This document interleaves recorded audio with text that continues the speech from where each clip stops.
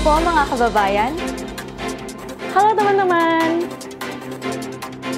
Sawadee-ka. Xin chào các bạn.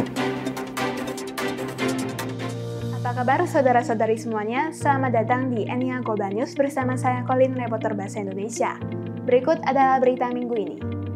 Berita pertama, menyambut Tahun Baru Imlek, daging dilarang masuk ke Taiwan.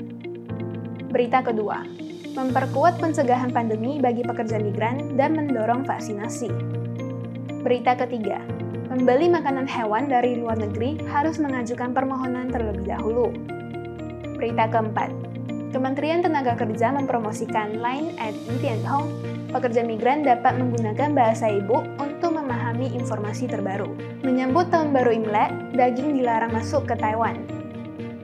Memperkuat pencegahan pandemi bagi pekerja migran dan mendorong vaksinasi. Membeli makanan hewan dari luar negeri harus mengajukan permohonan terlebih dahulu. Kementerian Tenaga Kerja mempromosikan Line @Yitianhong. Pekerja migran dapat menggunakan bahasa ibu untuk memahami informasi terbaru. Menyambut Tahun Baru Imlek, daging dilarang masuk ke Taiwan.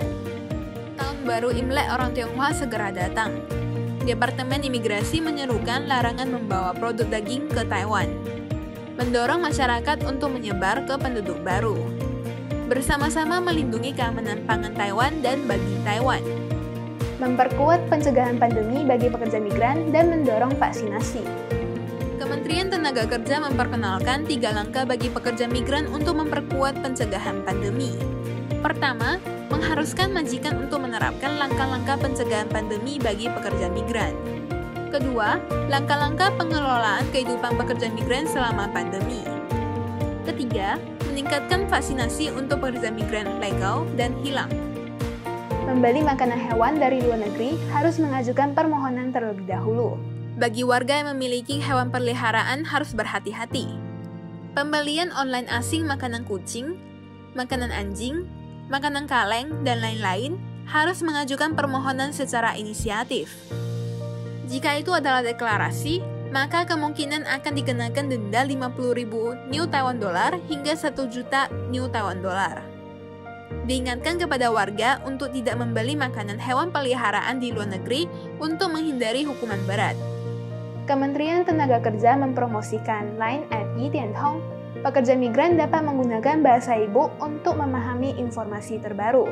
Pemerintah Taiwan berusaha membangun masyarakat yang ramah dan beragam.